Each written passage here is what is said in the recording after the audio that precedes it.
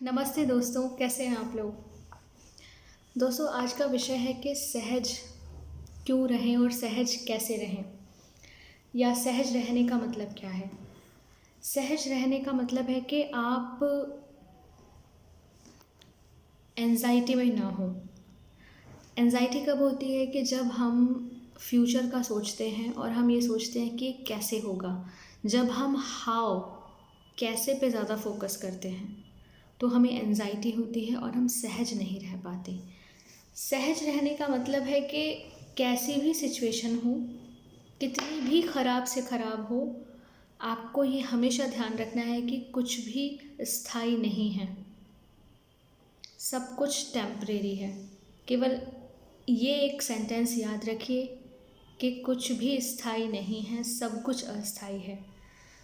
और आपने ये अपनी लाइफ में एक्सपीरियंस किया होगा कि इससे पहले भी बहुत ख़राब सिचुएशन आई थी और आपको लगा था कि पता नहीं हम इसमें से कैसे निकलेंगे, पर वो निकल गई। बट हमारी ह्यूमन टेंडेंसी होती है कि हम भूल जाते हैं, हम बहुत जल्दी ऐसे अनुभव भूल जाते हैं।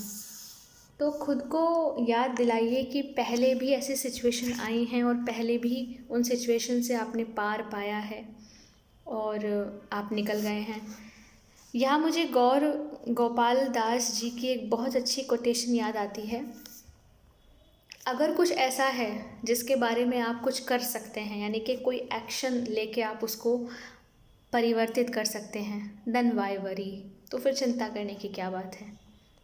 और यदि कुछ ऐसा है कि जिसके बारे में आप कुछ नहीं कर सकते, वो आपके कंट्रोल के बाहर है, देन वाई वरी, तो फिर चिंता क्यों करनी, चिंता करने से होगा क्या।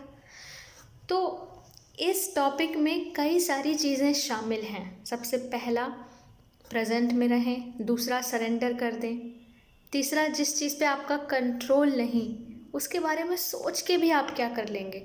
और जबकि मैंने आपको पहले अपने कितने वीडियोस में बताया है कि जो हमारे अंदर है वही हमारे बाहर है। तो हर स्थिति में सहज रहने का अभ्यास करें। और यह अभ्यास करने के लिए केवल एक बात याद रखें कि कुछ भी स्थायी नहीं है। आप जिन चीज़ों के लिए तड़पते थे, पीछे भागते थे, कुछ ऐसी चीज़ें होंगी जो आज आपके पास होंगी, पर क्या आज भी वो चीज़ें आपको उतनी ही प्रिय हैं जितनी वो जब नहीं थी तब उनकी ललक थी। तो हमेशा याद रखिए कि कुछ भी स्थायी नहीं है और इस सेंटेंस को याद रखते हुए सहज रहिए। सहज रहेंगे तो कुछ अच्छा देख पाएंगे, नहीं तो बहुत तनाव में जीवन गुजार के चले जाएंगे। अपना ध्यान रखिए, अपना मानसिक स्वास्थ्य का ध्यान रखिए, अच्छा भोजन करिए, अपने परिवार के साथ वक्त बिताइए। कल फिर बहुत अच्छे विचार के साथ आपसे मिलूँगी।